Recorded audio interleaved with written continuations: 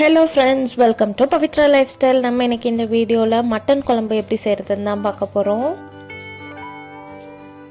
இது ரொம்பவே டேஸ்ட்டாக இருக்கும். ஓப்பன் பாட்லேயே தான் நம்ம மட்டனை வேக வச்சு குழம்பு வைக்க போகிறோம். வாங்க எப்படி செய்கிறதுன்னு பார்த்துடலாம். அதுக்கு தேவையான பொருள் 3 பத்து தேங்காய், 1/2 டீஸ்பூன் சீரகம், 1 டீஸ்பூன் சோம்பு, இதெல்லாம் அரைக்கணும். தக்காளி, 1 உருளைக்கிழங்கு ஆப்ஷனல் தான். சின்ன வெங்காயம் 1/4 கிலோ நல்லா உரிச்சு வச்சுருக்கேன். வெங்காயம் நிறைய தேவைப்படும். 1/4 கிலோ மட்டனை நல்லா வாஷ் பண்ணி எடுத்து வச்சுக்கலாம்.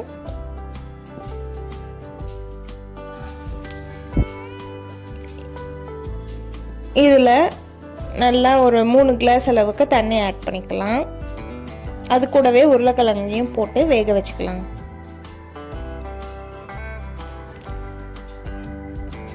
இது சீக்கிரம் வெந்து வர்றதுக்கும் சாஃப்டாக இருக்கிறதுக்கும் ஒரு 1/2 டீஸ்பூன் பெருங்காயத்தூள் ஆட் பண்ணிக்கலாம். இப்போ அரைக்கிறது என்னென்னு பார்த்துடலாம். ஃபஸ்ட்டு அந்த எடுத்து வச்சிருந்த சோம்பை வறுத்துக்கலாம்.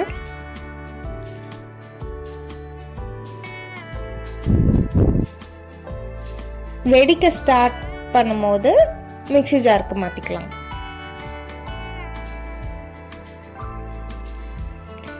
அதே கடாயில் 2 டீஸ்பூன் அளவுக்கு ஆயில் ஆட் பண்ணிவிட்டு நம்ம ஆல்ரெடி வச்சுருந்த சின்ன வெங்காயத்தில் பாதி மட்டும் ஆட் பண்ணிக்கலாம். ஒரு 20லேருந்து 25 சின்ன வெங்காயம் ஆட் பண்ணிவிட்டு 1 கொத்து கருவேப்பிலையும் ஆட் பண்ணிக்கலாம்.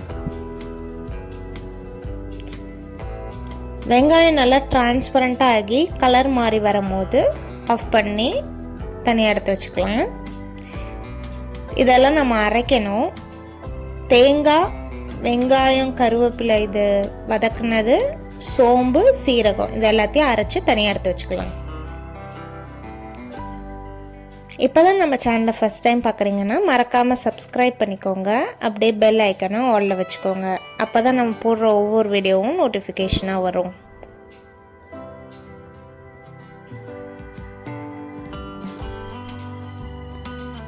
நீங்கள் எப்போவும் குக்கரில் மட்டனை வேக விடுறதோட இந்த மாதிரி ஓப்பன் பாட்டில் வேக வச்சு செய்யும் போது டேஸ்ட் இன்னுமே சூப்பராக இருக்கும். இப்போ இந்த டிஷ்க்கு தேவையான அளவு உப்பையும் ஆட் பண்ணிக்கலாம். கறி நல்லா ஒரு 3/4 வெந்ததுக்கப்புறம் நம்ம ஆல்ரெடி அரைச்சி வச்சிருக்கிற வெங்காயம், கருவேப்பிலை, தேங்காய், சீரகம், சோம்பை இதில் ஆட் பண்ணிடணும். உருளைக்கிழங்கு நல்லா குக் ஆனதுனால நான் தனியாக எடுத்து வச்சுக்கிட்டேன் வெளியே. அதுக்கப்புறம் தான் நம்ம இந்த தேங்காய் பேஸ்ட் ஆட் பண்ணணும். இந்த மாதிரி நல்லா கொதிச்சு வரும்போது மிளகாய்த்தூள் ஆட் பண்ணணும்.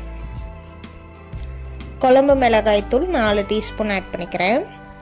இது இல்லைன்னா 2 டீஸ்பூன் மிளகாய்த்தூள், 2 டீஸ்பூன் தனியாத்தூள் ஆட் பண்ணிக்கோங்க.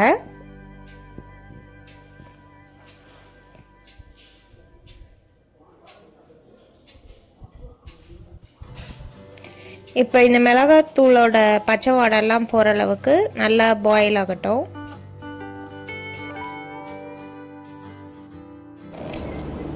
இப்போ பார்த்தீங்கன்னா கறி நல்லா சாஃப்டாக வெந்து வந்திருக்கும். இப்போ தாளிக்கிறதுக்கு என்னெல்லாம் ஆட் பண்ணணுன்றதை பார்த்துடலாம். ஒரு கடாயில் 3 டேபிள் ஸ்பூன் அளவுக்கு ஆயில் ஊற்றிட்டு கடுகு, அது நல்லா பொரிஞ்சதும் கருவேப்பிலை ஆட் பண்ணிக்கலாம்.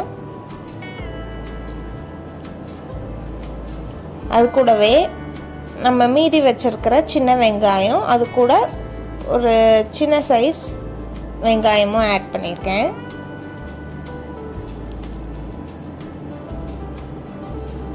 இது நல்லா கோல்டன் ப்ரௌன் ஆகிற வரைக்கும் வதக்கணும்.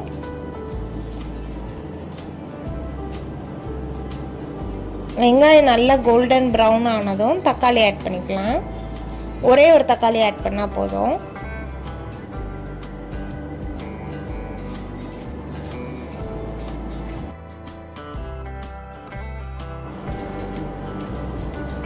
தக்காளி நல்லா சாஃப்டாக வெந்ததும் இஞ்சி பூண்டு பேஸ்ட் 1 டீஸ்பூன் ஆட் பண்ணிக்கலாம்.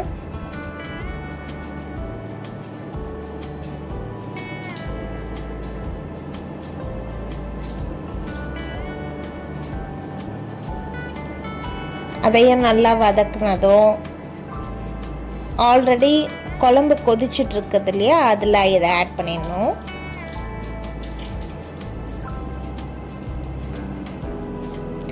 ஆட் பண்ணிவிட்டு நல்லா கலந்து விட்டுட்டு ஒரு கொதி வந்ததும் சிம்மில் போட்டு எண்ணெய் பிரிஞ்சு வர அளவுக்கு குக் பண்ணி எடுத்தோன்னா நம்மளோட டேஸ்டான மட்டன் குழம்பு ரெடி ஆகிடும்.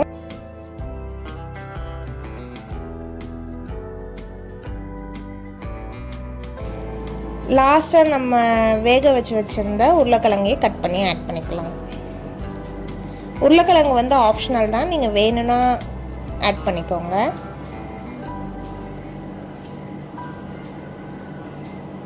இப்போ மூடி போட்டு எண்ணெய் பிரிஞ்சு வந்ததும் ஆஃப் பண்ணிட்டோன்னா நம்ம மட்டன் குழம்பு ரெடி ஆயிடுச்சு. நீங்களும் இதே மாதிரி ட்ரை பண்ணி பார்த்துட்டு எப்படி வந்ததுன்னு கமெண்ட்டில் சொல்லுங்கள். நெக்ஸ்ட் ஒரு வீடியோவில் உங்களை பார்க்குறேன். Bye bye.